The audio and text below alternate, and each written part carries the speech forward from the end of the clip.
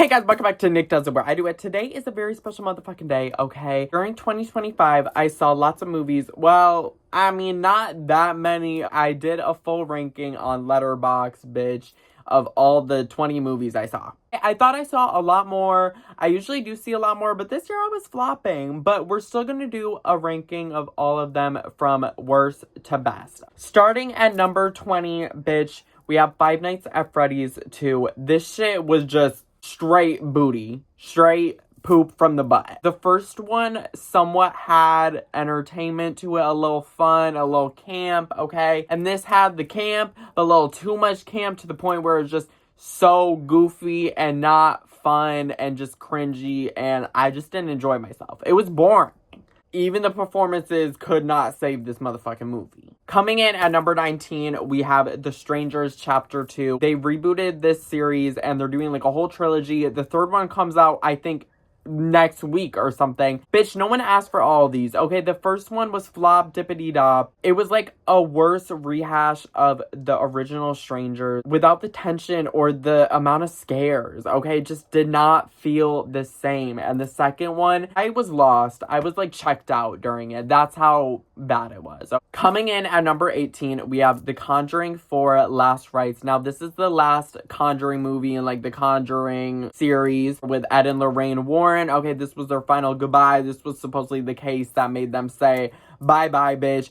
And this shit was the worst fucking one. Okay, I didn't think it could get any worse than the third one. It was a total shift. You could totally tell it was a different director. And in this one, bitch, again, we had even worse vibes than we did in the previous one. This one, there was no redeeming parts about it. Sadly, it was not scary. There was no tension. It was boring. And the family that was being haunted, you barely got to connect with them. You barely got to see them. And when they finally defeat the demon, that shit is the most lackluster thing I've ever seen. And this was the most disappointing ending to a franchise. I just have no words. Coming in at number 17, we have Him. Okay, I was really excited about this movie. I fucking hate football and I hate sports, but this was a really interesting premise. Like, we haven't seen a horror movie based on football before, but the movie was a complete mess. There's this guy, he's a football player, and he meets his hero, this like coach of this football team, and he's like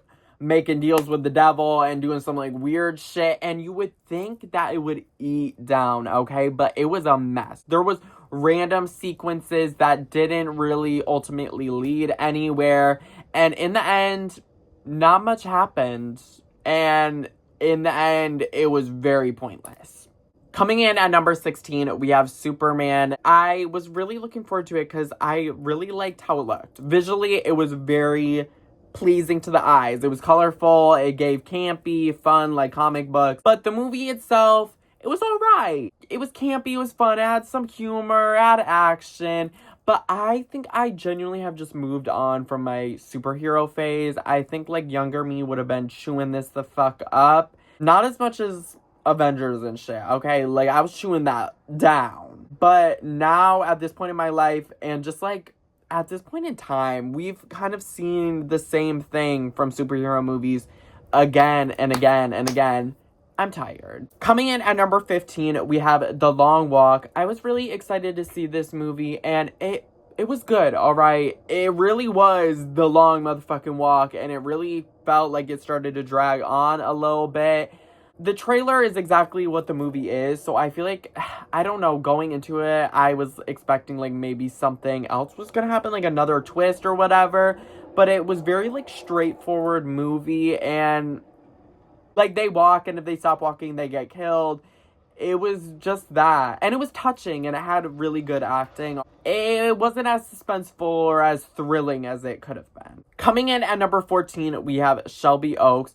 This was a fun found footage film. Okay, Chris Stuckman, he's a YouTube reviewer. He made the movie. It was kind of like cliche found footage horror film, like sister goes missing and ooh, I wonder what's going on in this mysterious town. Like, you know, very cliche in that way, but it was still very entertaining for what it was, okay? I was still intrigued. There was tension.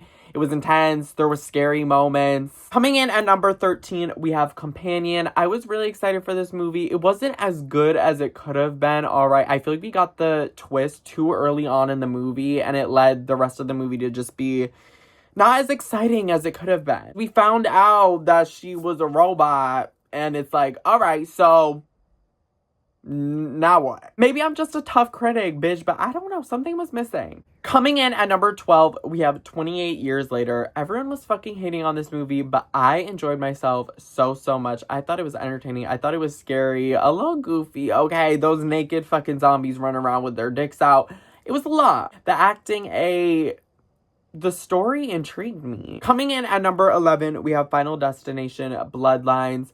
This was a fun Final Destination movie, okay? It definitely was better than a lot of the previous entries in the series. You know how when they're rebooting old horror franchises and they always gotta bring back the damn someone from the original franchise and they gotta help destroy whatever that is. It's cliche in that way, and it felt like a Final Destination movie, but it was just fun, and it was fun to revisit it. Coming in at number 10, we have Bring Her Back. This was an emotional, scary, thrilling horror film. Like, these two siblings, their parents die, and they go to live with this foster mom, and she's, like, doing some weird fucking shit.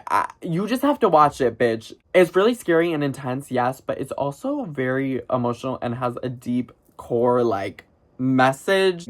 It really moves you in a way. Coming in at number 9, we have Begonia. It's about these two conspiracy theorists. They lock this girl, Emma Stone, in their basement because they're convinced that she's an alien and she's gonna take over the world. Performances, it was entertaining for the most part. It did drag on a bit, but that ending, bitch, it made up for it. Coming in at number 8, we have The Monkey. This was such a fun, kind of cheesy horror movie. Whenever the monkey with the drums claps his hands, then someone motherfucking dies. It's about this possessed, like, toy monkey. It kind of gave, like, It vibes, almost, but with a toy monkey.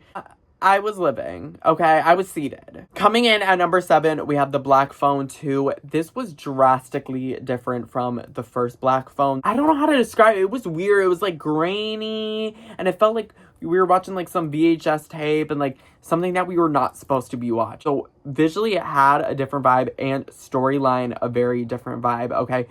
It really focused on the aftermath and the emotional toll and trauma that these kids had. That was the main focus of this movie, and it didn't have to be made, but, like, I'm really glad it was. Coming in at number 6, we have Sinners. Everyone was talking about this movie, and everyone loves this movie, and for a reason, okay? Had no idea what I was going into when I went to go see the movie. Like, I didn't see the trailer or anything before. I didn't know what it was, so really going in blind and finding out that it's really a vampire movie is just, it leaves you gagged. Girl, I was seated. It was twist after twist. And it was sad as hell, okay? Coming in at number 5, we have Together. This shit was insane. It's about this couple and they get possessed by this thing. It literally makes them be attached to each other. And they have to, like, give in to this thing and, like, either conjoin into each other and become one person or become, like, a distorted monster.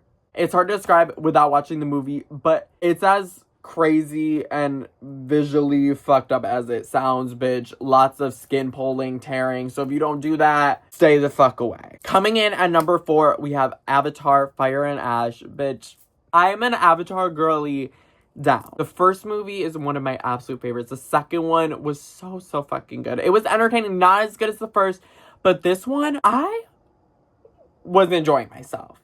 Even more than the second one. Mainly because I really liked the villains in this movie. I liked the other Na'vi tribe. Like, they were doing it for me. And that main girl, she was cunt as fuck. She was fucking those bitches up. Is it better than the first girl? No. I think the first one's gonna stay untouchable, honestly. Coming in at number 3, bitch, we have Frankenstein. This shit was so fucking good. Okay, cinematography was insane. Felt like we were in the 1800s. Really took me back. It was so interesting seeing how they portrayed this, like, newer version. The makeup for Frankenstein 8 down. Like, the monster design was delish. Jacob Elordi looked too good. And that story was captivating as hell. You really started to feel for Frankenstein, okay? Coming in at number 2, we have Wicked for Good, bitch. I was crying, I was screaming, I was singing, I had chills. It was an emotional roller coaster, and it was everything I could have hoped for. No good deed left me on the floor, okay?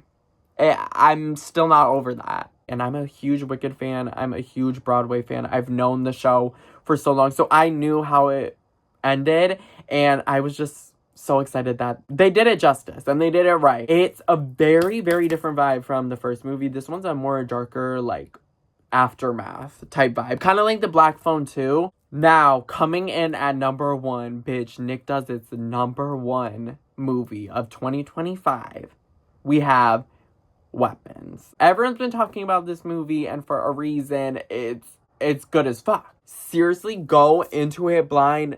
I was just gagged. The way the movie played out, you could never picture, okay? Movies that genuinely leave me gasped, shook, floored, chills. That's how you know that movie's motherfucking effective. So yes, that was Nickdoesit's ranking of all the movies I saw that came out in 2025. I didn't see as many as I thought I did or as I hoped to, but 2026, I'm gonna see even more, bitch, and the ranking's gonna be even bigger and fatter and juicier next motherfucking year. Or, well, technically this year. Also, let me know down in the comments what your guys' ranking of all the movies you saw in 2025. I want to know. So, anyways, subscribe, hit that like button, and I'll see you guys next time when... Bitch, I don't know. You'll see. Okay? But it'll be tea and it'll be gay. So, anyways, bye!